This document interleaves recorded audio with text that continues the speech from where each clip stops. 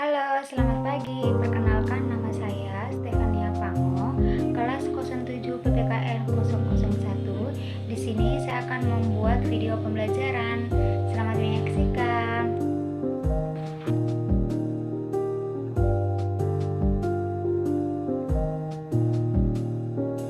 Assalamualaikum warahmatullahi wabarakatuh. Salam. Pada pertemuan kali ini kita akan membahas tentang kedatangan Jepang ke Indonesia. Nah, materi kita pada kali ini yang pertama itu adalah masuknya Jepang ke Indonesia.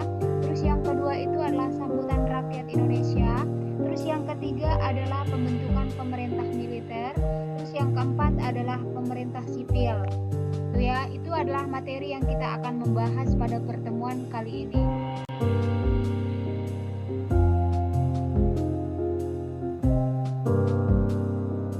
Sebelum kita masuk ke materi, coba kalian perhatikan gambar di depan layar kalian.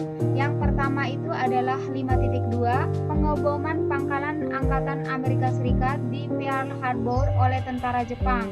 Nah, terkait dengan peristiwa pengeboman tersebut yang menunjukkan kemenangan Jepang terhadap sekutu pada PD2 dalam peristiwa Perang Pasifik.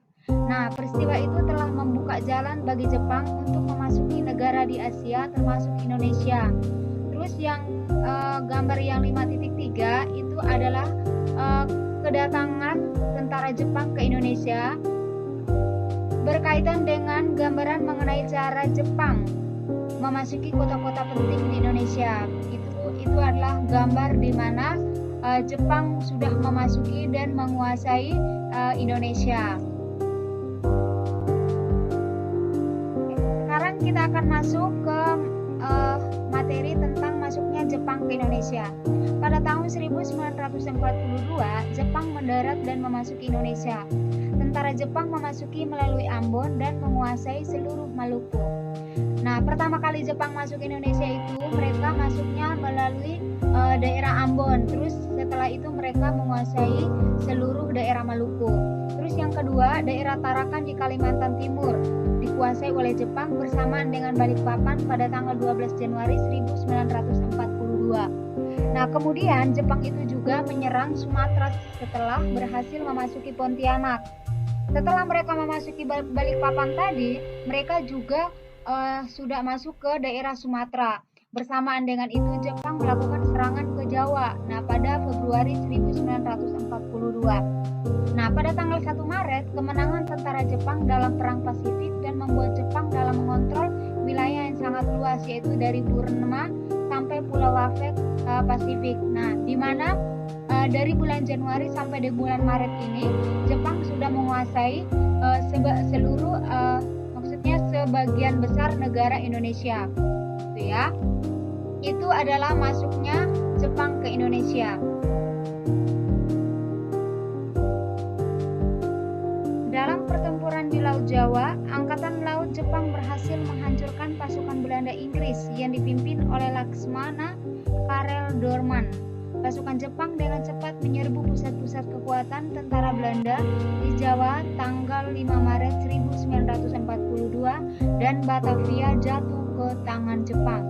Nah, pada tanggal 8 Maret 1942, Jenderal Terpoorten atas nama pasukan komandan Belanda atau Sekutu menandatangani penyerahan tidak bersyarat kepada Jepang yang diwakili Jenderal Imamura, dilaksanakan di Kalijati, Subang.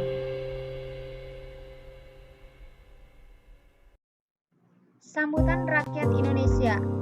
Kedatangan Jepang pada awalnya disambut dengan senang hati oleh rakyat Indonesia. Nah, Jepang ini juga dieluk-elukan sebagai saudara tua yang dipandang dapat membebaskan bangsa Indonesia dari kekuasaan Belanda. Sikap simpati bangsa Indonesia terhadap Jepang dipengaruhi oleh ramalan Jayabaya. Nah, simpati dan dukungan rakyat Indonesia nampaknya juga karena perilaku Jepang yang sangat benci kepada Belanda. Sebenarnya tujuan Jepang ini masuk ke Indonesia itu adalah untuk menguasai sumber-sumber alam, terutama minyak bumi, guna mendukung potensi perang Jepang serta mendukung industrinya. ya, Jawa dirancang sebagai pusat penyediaan bagi seluruh operasi militer di Asia Tenggara dan Sumatera sebagai sumber minyak utama. Itu adalah tujuan Jepang yang masuk ke Indonesia.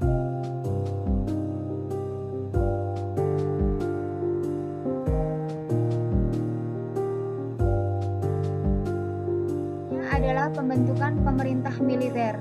Nah, yang pertama itu adalah pemerintahan militer Angkatan Darat Tentara ke-25 Tommy-Shudan untuk Sumatera, pusatnya di Bukit Tinggi. Terus yang kedua adalah pemerintah militer Angkatan Darat juga Tentara ke-16 atau Asamu Shudan untuk Jawa dan Madura, pusatnya di Jakarta, ditambah dengan Angkatan Laut. Terus yang ketiga itu adalah pemerintahan militer Angkatan Darat atau Armada Selatan kedua. Untuk daerah Kalimantan, Sulawesi dan Maluku, pusatnya di Makassar.